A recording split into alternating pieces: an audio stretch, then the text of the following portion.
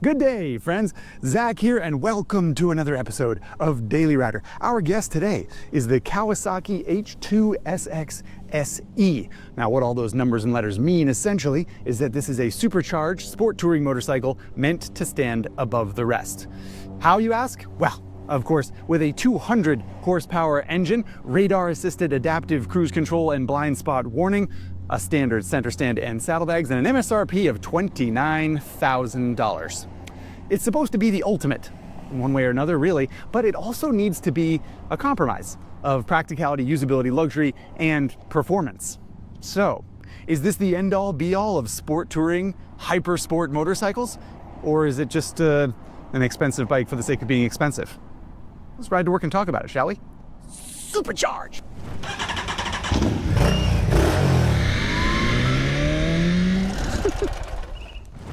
Alrighty, everybody, before we get going on this daily rider on the H2SX SE, a quick reminder.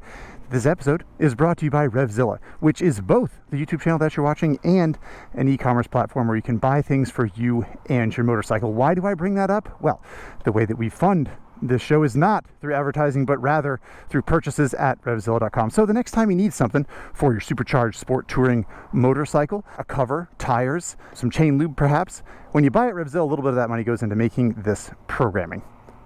That's the message. In the meantime, thanks very much for watching. All right, here we go. The crown jewel of the H2SX SE is, of course, this 998cc inline-four, which is not particularly interesting from a design standpoint, except for, of course, the supercharger, which has an impeller in there that spins at a gajillion RPM, I forget, 120,000 RPM or something like that at redline, and forces mixture into the engine at an unnatural density and rate, which creates more horsepower.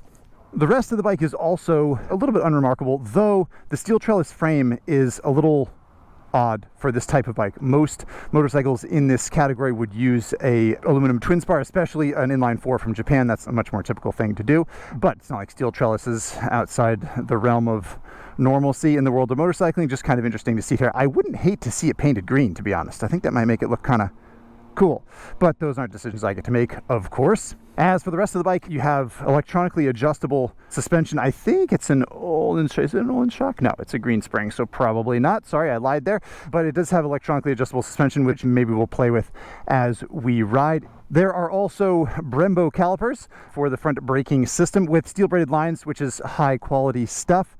And there's a single-sided swing arm back there. So yeah, some kind of sexy design touches for the H2, which is appropriate since it's a flagship model, of course.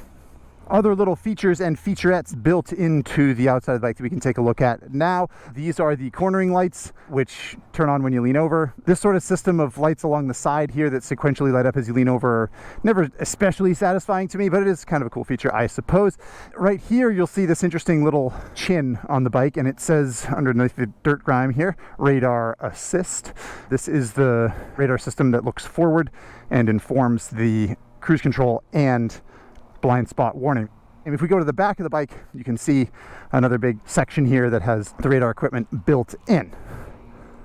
Standard luggage, which I think is pretty darn good. This is kind of standard across the Versus lineup and the Ninja 1100 and that kind of thing. They're nice bags. One thing I especially like about them is that the exhaust has been engineered to come out down low enough that it does not impede the size of the right saddlebag, which is something that not enough manufacturers take into account, in my personal opinion. This is a sport touring bike. Like, it's got enough ground clearance to lean over and have fun, and yet you don't lose any space in the right saddlebag. I appreciate that.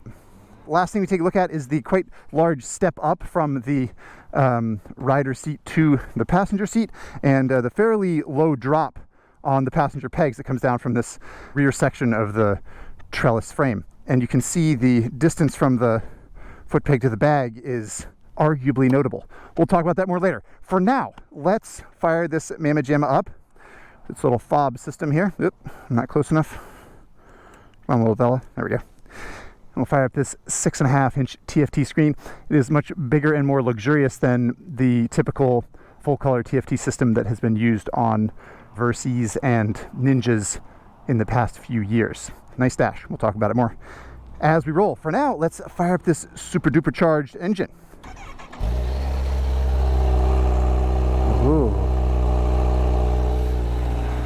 Sounds kind of like a regular inline-four, right? Once we spin it up, we'll start having fun. We'll be able to hear that little sucker chirping. All right, everybody. I think we might be ready to go.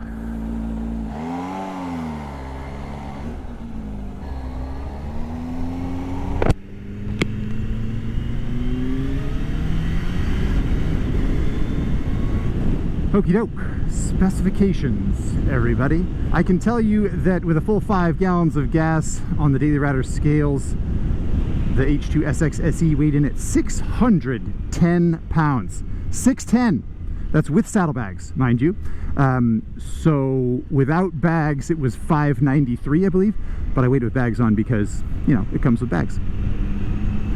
The seat height, I believe, is 32.9 inches, which feels about right. It feels like sort of 33-inch seat height. At 6'2", I've got a sort of slight bend in my leg. The seat feels pretty wide and thick, as we'll talk about more as we ride. And then there's the 207 horsepower. And 101 foot-pounds of torque. As for the MSRP, $29,100 is what you'll see listed on the Kawasaki website, which is, you know, pretty expensive.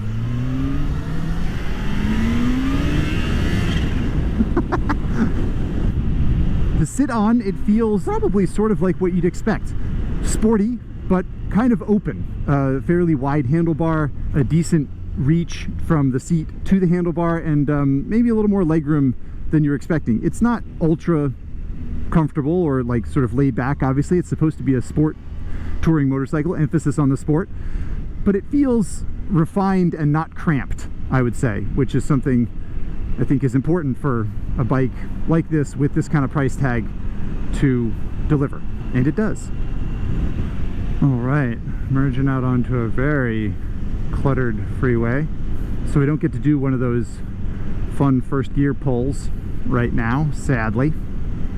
This will give us a chance to show off the blind spot warning. So as I'm stuck in traffic here, I need someone to pass me on the right. Okay, I'll move over to the right so that someone can pass me on the left.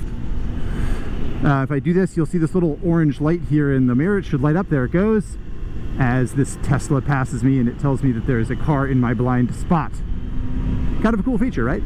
It seems like there's a time in the not too distant future where the equipment could become produced massively enough to put on lots of motorcycles. I like the idea of it trickling down to smaller displacement and cheaper motorcycles in the foreseeable future. All right, well, now we're going practically freeway speeds-ish, and I can tell you that the H2SX is great at this kind of thing. I think that the seat is noticeably and notably thick and comfortable, and the wind protection is sort of more comprehensive than you might expect, especially if you've ridden or sat on, say, a Ninja 1100 SX, which has kind of like a little bit more angular and Spartan wind protection measures. This is like very kind of old school sport bike. It's like very rounded and kind of bulbous, and it pushes a lot of air away from your hands and your arms. For my size, 6'2", with kind of a long torso, I do get a lot of noise around the bottom of my helmet. I think if it were my motorcycle, I'd consider a shorter screen that just kept the wind off my torso and left my helmet in clean air. But in general, I think that the wind protection is quite a bit more comprehensive and sort of nice than you might think from looking at the bike. The bike's also really smooth at this RPM. It has rubber on the foot pegs, of course, and it seems like there have been some measures taken to make sure that the engine is particularly balanced. It feels smoother and more refined than most inline-fours at this speed and in these environments, and I think that that's kind of a nice thing to have when you're going to pay the better part of 30 grand for a sport touring bike. Really, if I'm honest, the main downside is that it doesn't really want to go 70.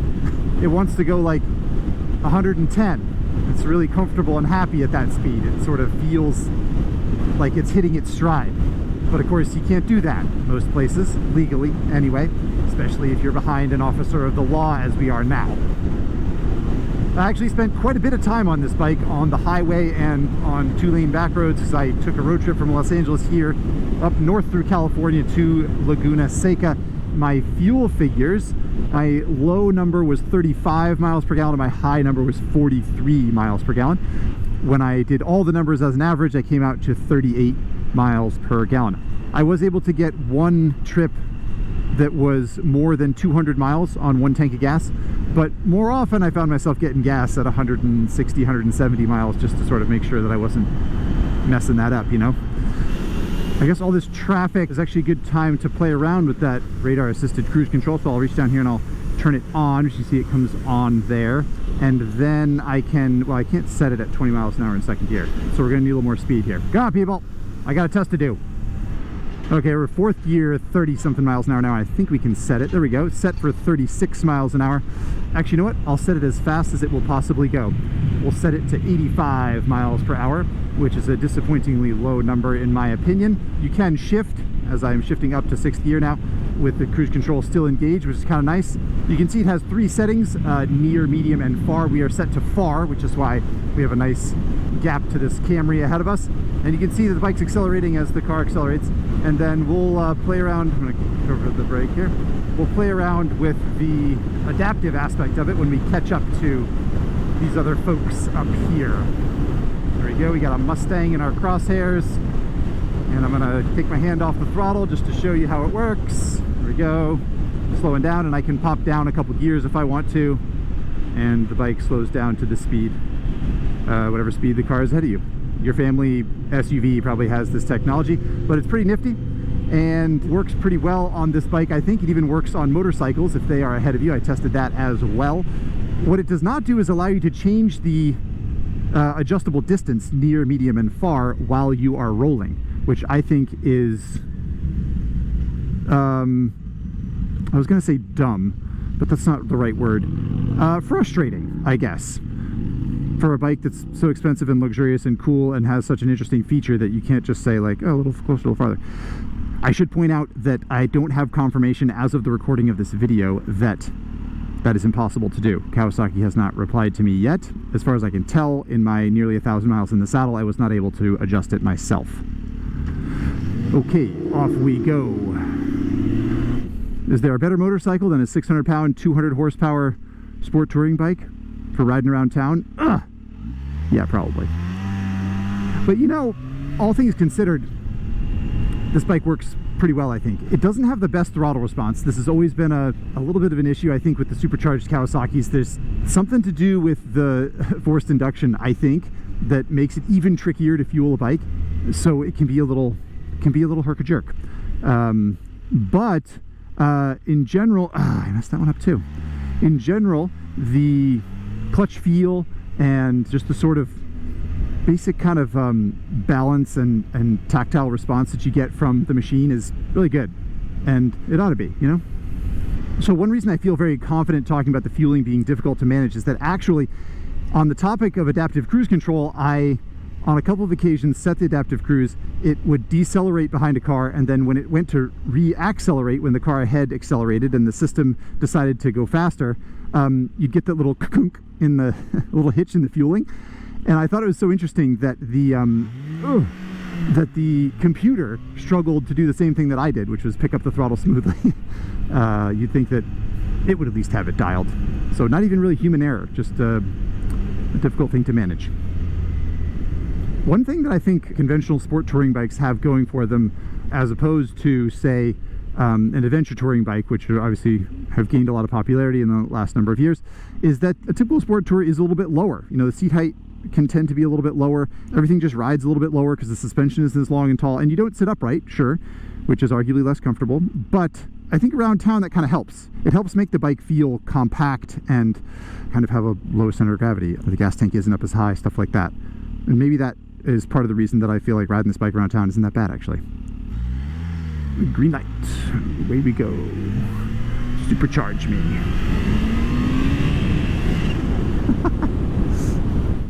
So obviously I would not recommend that you ride an H2SX SE around an urban environment to really see what it's best at, but it does show a glimpse of the refinement and sort of build quality, in my opinion.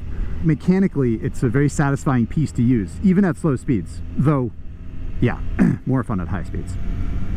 Oh, lover's lane here. We can talk about passenger accommodations. I'm just going to set that radar cruise control so that I don't follow this other Toyota Camry too closely. I did not spend a lot of time with the passenger on this bike. I can tell you from my own experience, sitting back on the passenger seat, that it's pretty good. That the seat is not wide, but accommodating, and also pretty thick and plush. It is a tall kind of perch like you get on a sport bike or sport touring bike. And if your passenger's feet are any bigger than mine are, then they're going to have their heel hit the saddlebag. Or, if they want to put the balls of their foot on the foot peg, then there'll be a heel interference there. If they want to put the arch of their foot, they'll probably be fine. And I don't know, is that worth it? Depends how much you love your passenger, I suppose, for the sake of having more saddlebag room and have them tucked up tidily on the tail. Adaptive cruise gave up. We're going too slow. Fair enough. Go back to manual mode, as they say, and head for the Twisty Road section.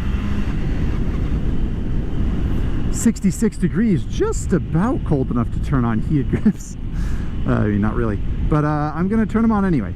And to turn them on, you tap this little button, and then see how it's blinking once? That means it's on setting 1. If I tap it again, it goes off. If I tap it again, it should be blinking 3 times now, which I'm trying to see and make sure, but I'm also on a twisty road and I don't really want to. Yeah, that's 2, and I think that's 1. It's a really dumb system. It's cool that the button's right there and you just tap it, but why not just have it on this big beautiful screen that my heated grips are on to level 3, instead of me looking down and counting blinks as I go down the road?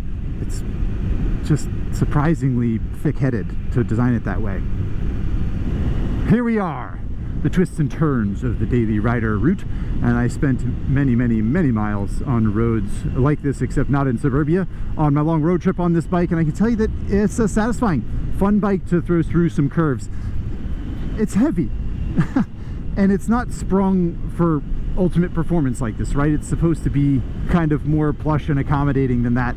So, eventually I got to the point where I didn't want to ride it any harder, and I thought, okay, that's enough for now.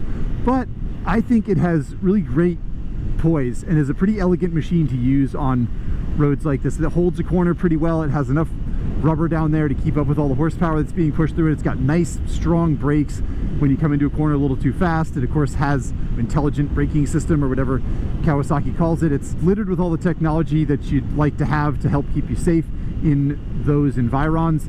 And it's just a very satisfying machine to use. As I said, if you're riding on a road like this, it's a little more open and you're going a little faster and not around pedestrians with dogs, you'll find yourself getting on the throttle and feeling that push of power from the supercharger hit the engine, and you can kind of hear this intake noise, and it throws you forward a little bit harder and faster than feels natural, and it's really satisfying and fun and engaging, and it makes you want to keep riding, which I think is kind of the ultimate compliment in any motorcycle, but especially a sport touring one. The way that the bike is fast is difficult to explain or show on camera, really. You can accelerate, and yeah, it makes a funny noise when you chop the throttle and that kind of thing, but it really kind of just feels like a bigger engine than it is. That's just making more horsepower than a typical 1000cc engine would make at any sort of given RPM, and especially a little bit more torque because it's making more use of each charge in the engine. It's almost nonchalant the way that it accelerates, and sort of pull of power that it has when you open the throttle. It just kind of it just sort of pushes you up to speed in this way that feels casual but forceful, and again, it's really satisfying. Okay, down off the mountain here, and we can spin it up onto surface streets here.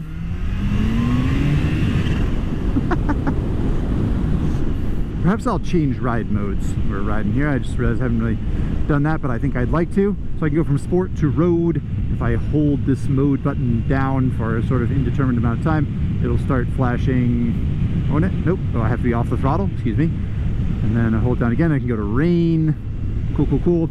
And if I hold it down again, I can go to rider. And in rider mode, you can see you have access to tweak the settings for traction control, electronic suspension, and the power, not to mention compression and rebound settings in the electronic suspension specifically. You can see that KTRC is off in rider mode. I didn't actually mean to do that. while I'm at it, I don't really love that you just hold this mode button down and then it kind of like eventually jumps back to another road, doesn't it? Go, hold it down, go.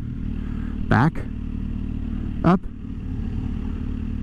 rain. Okay, so I had to remove that from the screen, I guess, in order to go back to rain mode. And if I go up again, I can go to road mode.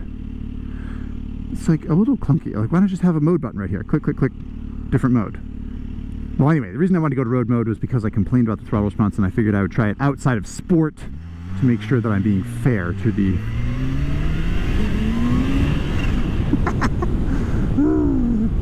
Alrighty, red light, and we can talk about the rest of this, the dash it.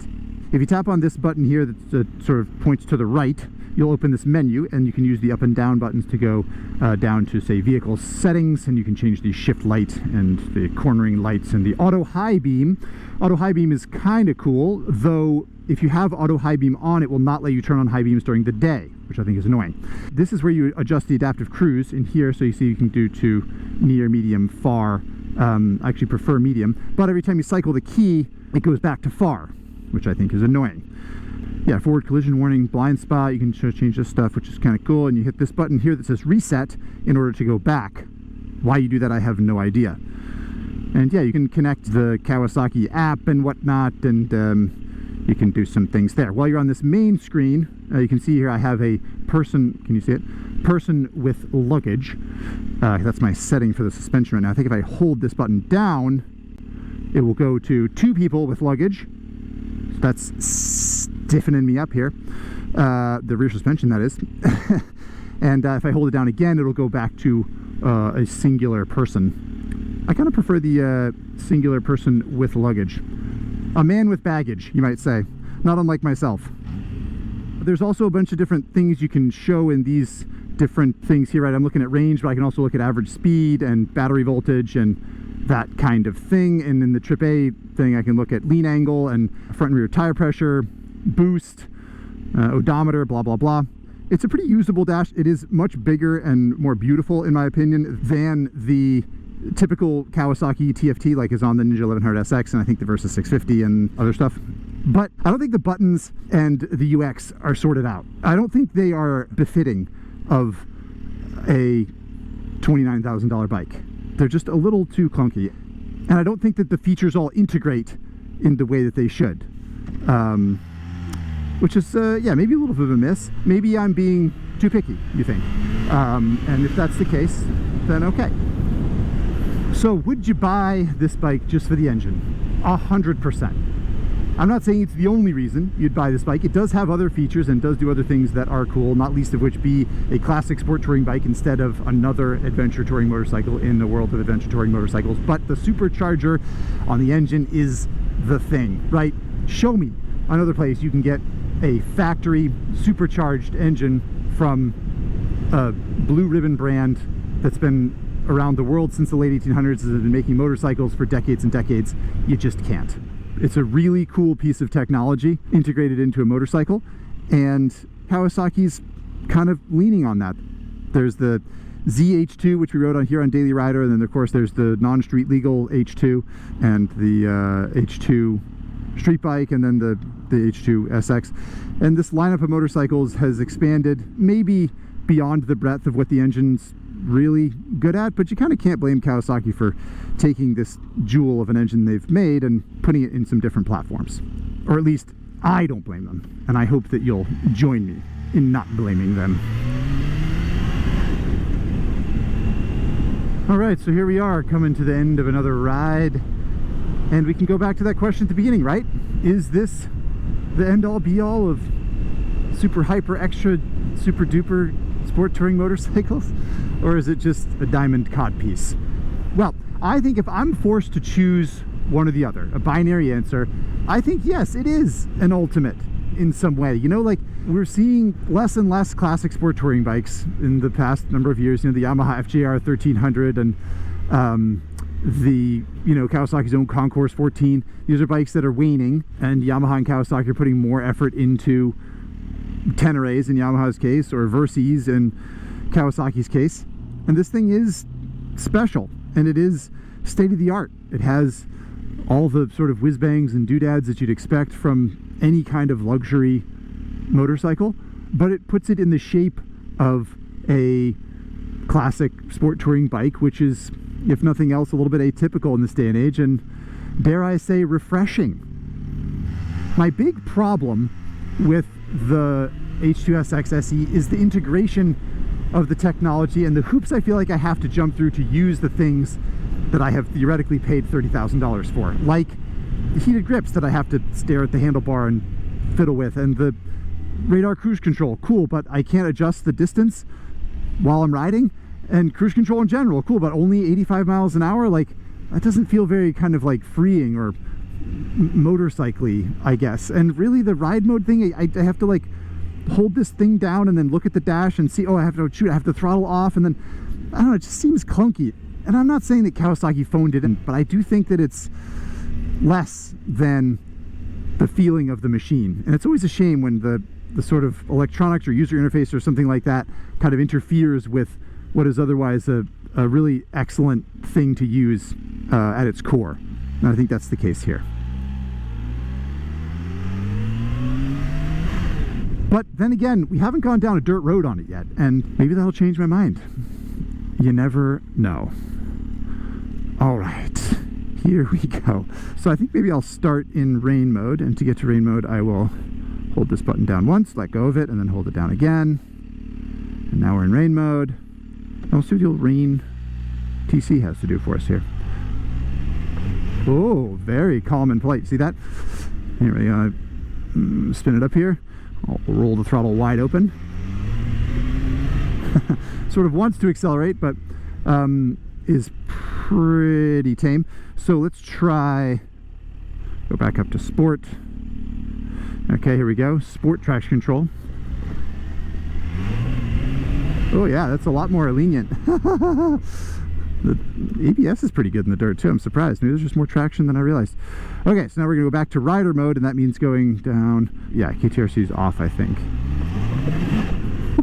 Jesus. Okay, let's try again. It's really...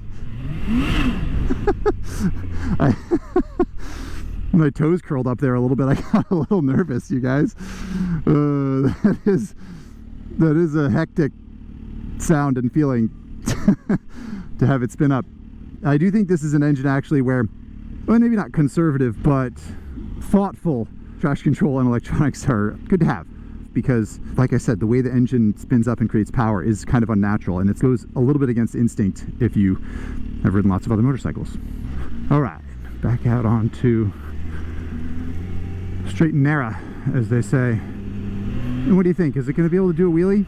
You think 207 horsepower and 100 foot-pounds of torque is going to cut it?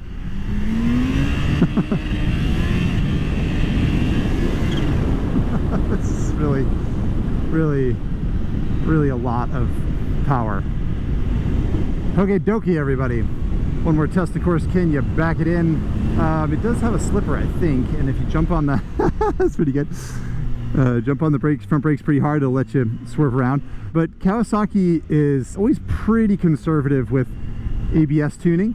With a bike like this, I'm not that surprised that it's cautious, but I know from riding other machines that it feels overly cautious, and this is a bike where the owner might feel like they want to be in control of that kind of thing, and maybe it's too bad they're not.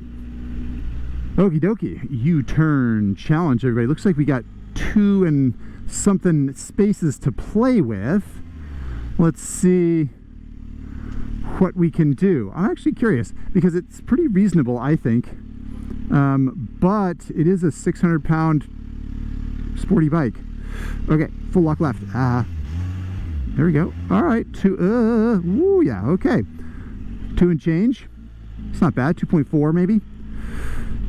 Now it's time for some comparisons with the H2 SX SE, because there were a lot of questions on Instagram about how this bike compares to others in the class, and wouldn't you know it, we have one right here. The old Ninja 1100 SX, sitting there waiting for Instagram questions. But first, let's take one more listen, shall we?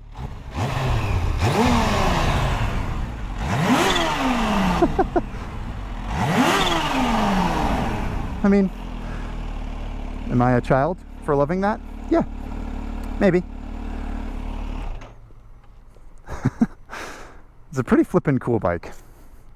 Okay, time for some Instagram questions. And the first one is from WC Strandwitz, who says, how does this compare to the 1000 SX, or in this case, 1100 SX? Does it make it obsolete? And this is a fair question. Are they too similar, or is the price disparity too high? I think, having ridden both, if one makes the other obsolete, it might be the Ninja 1100. Like, if you were going to ask me which one of these bikes can I have, I would have an H2 because I love the engine and I think it feels high quality and it feels special and I like the features and that kind of stuff, as annoyed as I was with using them. But if you're going to ask me to buy one, I mean, how could you not buy the 1100, which is less than half the price? And it has a big burly 1100cc engine. It'll still go 100 and something miles an hour if you wanted to. Yeah, it's got a smaller dash. Yeah, it doesn't have radar cruise. Yeah, it doesn't have blind spot detection. Yeah, it has wind protection that's adjustable, but a little bit less comprehensive. The math doesn't math. Very basically, the answer to this question, I think, is that the H2SX SE punches, I would say, just about at its weight for a $30,000 bike. It is very luxurious, very cool, very fast, and special. It does the things. The Ninja 1100 SX SE, in this case, punches way above its weight for how much it costs, which we'll put on screen here because I don't remember off the top of my head. It just works so well and does so many things so well that it's just really hard to throw shade in the direction of that machine, in my opinion. All right, next question is from Tom Tomorrow Today, who asks, I guess my question is just, quote, why? Is a supercharger something that can be more broadly developed to push motorcycling forward technologically, or is it just going really stupidly fast? And I think this is an interesting question. I talked about the blind spot detection trickling down to other less expensive motorcycles in the future, and that being sort of a reasonable thing to assume or expect, or at least hope for. And I would say the supercharging thing kind of feels like that too to me. I mean, if you listen to High Side, Low Side, you know I've gone on many rants about turbo motorcycles and how I think it would be cool if we had some small displacement turbo motorcycles that got, really good mileage. But if you spun them up and on the turbo, they would I just think turbo technology's come a long way. Maybe we could mess around with that. The point is, I think this is a good question because I don't know the answer. Maybe Kawasaki's learning things right now that they're going to teach us later by putting a supercharger or a turbo onto a Versus 500 and it'll get 65 miles to the gallon and make 80 horsepower, and wouldn't that be a hoot? But maybe that only lives in my head, and yeah, all this is for is making cool noises and going really, really fast with less displacement than usual. I'm not sure, but I'm looking forward to finding out, and I'm holding out hope that there's more forced induction in the future.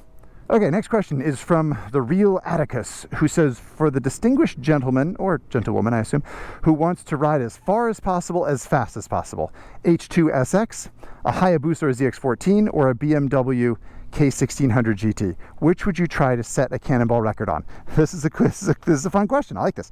I also think, in the context of the Ninja 1100, really quick, the Kawasaki ZX14 is not supercharged, not as complicated, not as expensive, not as technologically advanced, but it does have that wicked rush of power. It's got a fantastic engine, and it's pretty comfortable. And to your point, real Atticus, if you were going to try and go across the country as fast as you could, for example, it would probably not be a bad choice.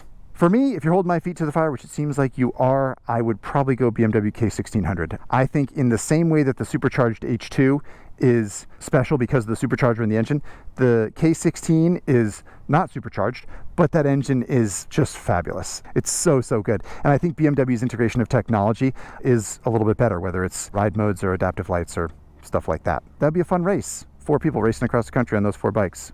Next question is from Robert J. Music Man, who says, if you could, quote, commute anywhere in the world on this to take advantage of all its capabilities, where would you ride it? The Autobahn, a specific track, Rocky Mountains, Coastal Highway, Australia, Alaska, where would you ride?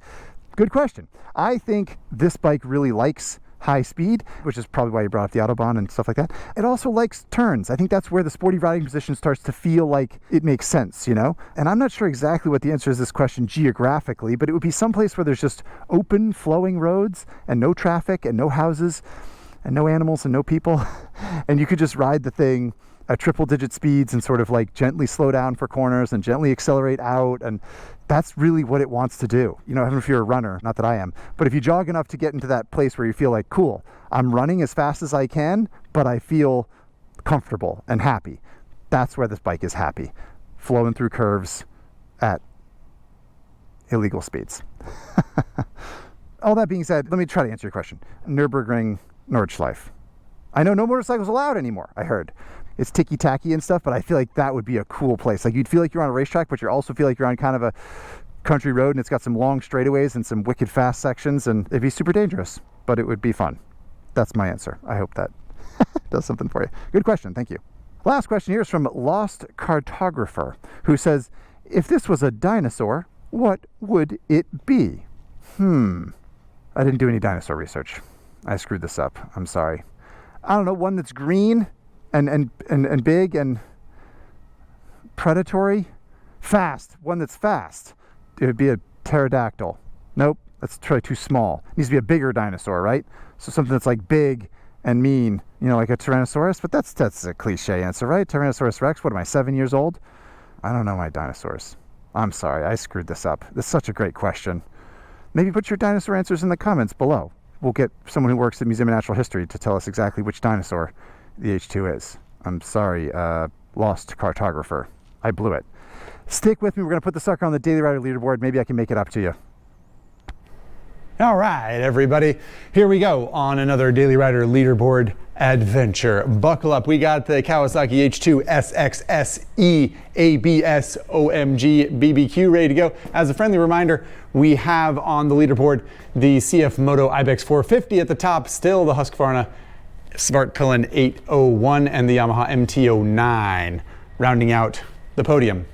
This should be interesting because pretty good bike, pretty expensive. As you can see, it gets a little emoji for spice and price, being 200 horsepower and $30,000. But the leaderboard cares not really about price. It cares about what the bike does well, etc. I think it's going to be in this area because I'm going to give the nod to the H2 SX over the Royal Enfield Himalayan 450. Here we go. Here we go. Honda NT 1100. That was the, automatic or dual clutch transmission, excuse me. Honda with the Africa Twin engine, Apple CarPlay. It is an extremely sensible, good, fairly high-tech motorcycle. It is not supercharged. And I mean that literally and figuratively. It doesn't really evoke that kind of emotion, but it's a great bike. Seems dumb, right? Well, obviously you'd have the $30,000 supercharged bike, Zack, but the NT would just be like better to get to work on. Yamaha MT09. MT09 over an H2, again, seems silly, but the MT09 is kind of like as sporty as the H2. I mean, like take it to a track day, yes. Depend on the track. As for a lap time showdown between the MT09 and H2 SX, but and it's like pretty high tech, and it's got that hole in second gear and that damn blinker switch that I've cursed about so many times, but it's such a good bike. I'm gonna give the nod to the MT09. That comes back to the NT 1100. I think sitting next to each other in the garage, going to work every day, I would more likely take the H2. There are a lot of situations in which the NT 1100 is just a better bike. It's more efficient, it's more comfortable, the wind protection's adjustable, it's got Apple CarPlay, if that means anything to you. It's sweet and sensible and works really, really well. But it's also big and heavy and good on the highway. And if you're gonna go big and heavy and good on the highway, and you can afford it, it'd be hard not to recommend that Superchargismo. Okay. So we did the ZH2, was that last year? There it is. Would the ZH2 beat out the Kawasaki H2 SX SE? Probably, yeah. I think the ZH2 is a better application of that supercharged engine, just because it's like, sit up in the wind and bask in it. Even though the SX is, more technologically advanced than that kind of thing. Thanks so much for hanging out, everybody. Hope you learned a thing or two. I hope you had fun. Ride safe, of course. I'll see you next time on Daily Rider. See you, everybody.